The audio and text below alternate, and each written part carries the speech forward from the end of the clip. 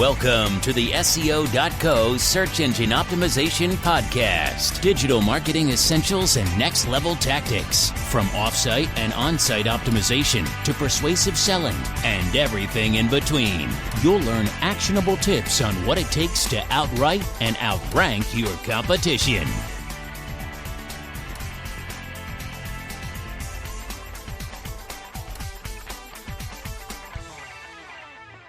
Welcome back to another episode of the SEO.co podcast. Today we're kicking off a new series, How to Increase Average Order Value in E-commerce. The e-commerce industry is healthier than it's ever been.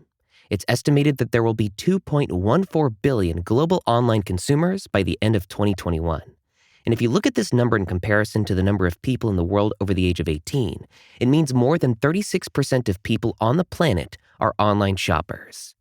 But despite the steep rise of e-commerce over the past couple of decades, it's still a highly competitive marketplace for businesses. With so many different competitors to choose from, consumers have all the control. In other words, they can shop around on their terms until they find the right product or best deal. Conversion rates in the e-commerce industry tend to land somewhere in the 1% to 2% range for most sites. And with such a low percentage of traffic actually making a purchase during any given visit, there's an even greater pressure to maximize the value of each conversion. This is why increasing the average order value is so important. So what is average order value? Average order value, which is often abbreviated AOV, is basically the average amount a customer spends per order on your website. In other words, it's the dollar amount someone typically spends when they input their credit card information and hit the buy button.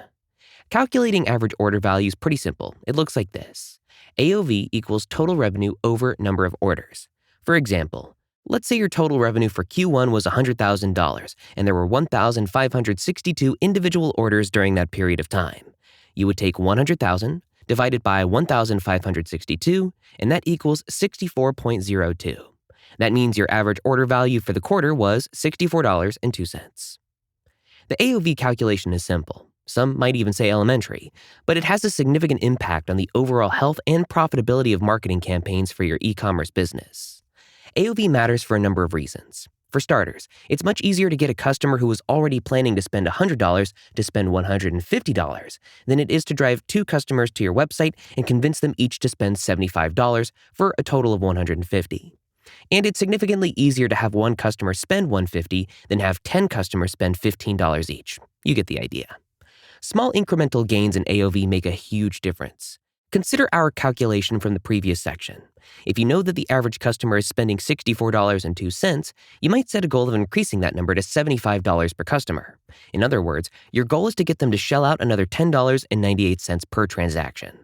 On a micro scale, $10.98 per transaction isn't very much, but it's not going to make or break the average customer. But when you extrapolate it out and view it from a macro perspective, it has a major impact on your revenue. Rather than earning $100,000 from 1,562 transactions, a $75 AOV takes your revenue to $117,150 for the quarter. And that's without adding a single new customer or transaction. Now, here's where things get really exciting. By simultaneously increasing both AOV and the number of transactions, either by attracting new customers or getting existing customers to make more purchases during the period, you boost your revenue even more. Continuing with the same numbers, let's say you're able to convince some of your customers to make an additional purchase and also add a few more new buyers into the mix. This gives you an increase of 438 transactions for a total of 2,000 transactions in Q1. At a new $75 AOV, this brings your revenue to $150,000. Suddenly, you've increased your revenue by 50% despite only increasing the number of transactions by 28%. This is a powerful shift that totally changes the trajectory of your business. Instead of making $400,000 in revenue per year, your e-commerce site is now making $600,000. And one of the fundamental driving forces in that gain came from a small increase in AOV. So without further ado, let's get into 12 tactics for increasing the average order value. We're only going to cover 4 today, and we'll make you wait for the other 8 in the next episode. Increasing AOV doesn't require an advanced degree in aeronautical engineering. It's simply a mixture of understanding buyer psychology and making small tweaks to your content, design, and offers. Here are a few of our favorite tactics. 1. Targeted recommendations. The beautiful thing about browser cookies and customer accounts is that you can track which products customers view and purchase. This allows you to offer targeted recommendations based on their personal interests and needs. You can also present targeted recommendations based on what other customers are buying. So if you know that customers are likely to purchase a pack of 100 golf tees anytime they buy a dozen golf balls, it's smart to recommend the former when the latter is added to a shopping cart. 2. Upsells and cross-sells. Two classic ways to increase AOV include upselling and cross-selling, and while they're usually mentioned in the same conversation, they are distinct approaches. First, upselling. The practice of getting customers to purchase a more expensive or higher-end product than they were originally anticipating buying. An example would be encouraging a customer to buy a $400 premium version of a watch rather than the $250 base model. And cross-listing. The practice of getting a customer to purchase complementary or related items. An example would be getting a customer to purchase cutlery in addition to a set of plates. Upselling and cross-selling typically happen independently from one another, but could technically be applied together to exponentially increase AOV. 3. Minimum discount threshold.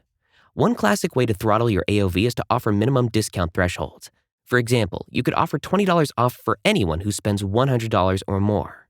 To make a minimum discount work for you, think about your top-selling products and their average price points.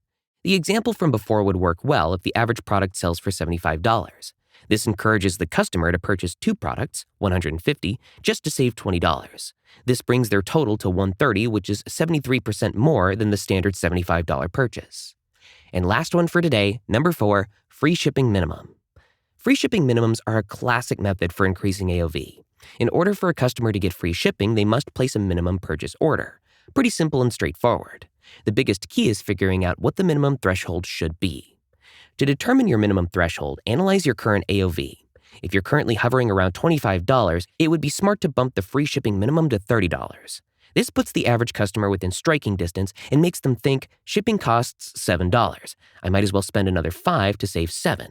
And while that's a logical train of thought from the shopper, most aren't going to spend $5 even. They'll add another $7, $10, or $12 to their cart. This gives you higher AOV and beefier net profits. And that's all we've got for this episode. Thanks again for joining us on the SEO.co podcast, and we'll finish the list in the next episode. Thank you for joining us on the SEO.co podcast. We appreciate your time. Be sure to rate, review, and subscribe to the show, and visit SEO.co for more resources based on today's topic, as well as access to more podcast episodes to help you improve your site's long-term SEO success.